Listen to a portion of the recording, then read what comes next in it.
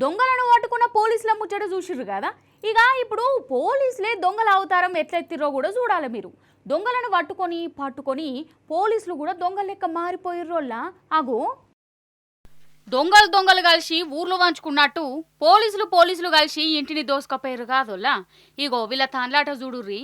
ఎవలంటారా? పోలీసులే. కాకపోతే దొంగ పోలీసులు. దొంగలను పట్టుకొని వాళ్ళు కూడా కిటుకులు షిట్కాలు నేర్చుకొని దొంగ లెక్క మారిపోయిన పోలీసులు. ఈ దొంగ పోలీసులు మధ్యప్రదేశ్ వాళ్ళు. అయితే బంగారం వ్యాపారం చేసే ఒక సేటింటికి వచ్చిర్రోళ్ళ. ఫస్ట్ సీసీటీవీ కెమెరాల తీగలు కట్ చేసిర్రు. ఇక అటెన్కా ఇంట్లో వచ్చి 22 తులాల బంగారం ఎత్తుకుపోయిర్రు. ఆగో మరి సీసీ కెమెరాల తీగలు కట్ చేసినా గింత మంచిగా ఎట్లా పడ్డరు అంటారా? ఎంత దొంగోడైనా ఏదో ఒక తప్పు చేసుడో ఏదో ఒకటి మర్చిపోవడో చేస్తారు కదా. అందున వీళ్ళు పోలీస్ దొంగలాయే. ఒక కెమెరా తీగ కట్ చేసుడు మర్చిపోయారు. ఇంకేమున్నది, వీళ్ళ ముఖాలు గిట్లా ఎలిగిపోయినాయి. అందరినీ సస్పెండ్ చేసిర్రట. ఇగో గిట్ల మోపైర్రోల్లా.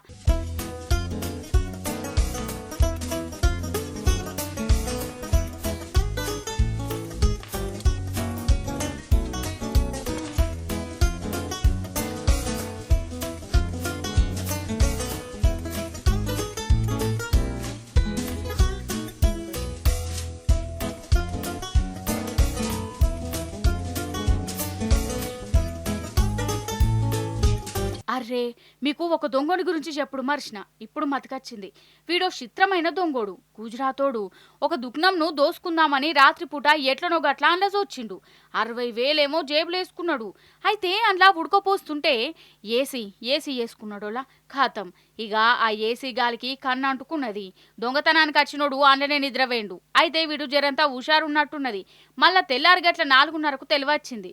అప్పటికి ఎవ్వరు రాలే దుకాణంలకు. ఇక చెప్పండి జారుకున్నాడు. వీని దొంగతనం, వీని నిద్ర, పారిపోవుడు అంత సీసీ కెమెరాలలో పడ్డది. ఇక వాడిని దొరకబట్టే పనిలా పడ్డరు పోలీసోళ్ళు.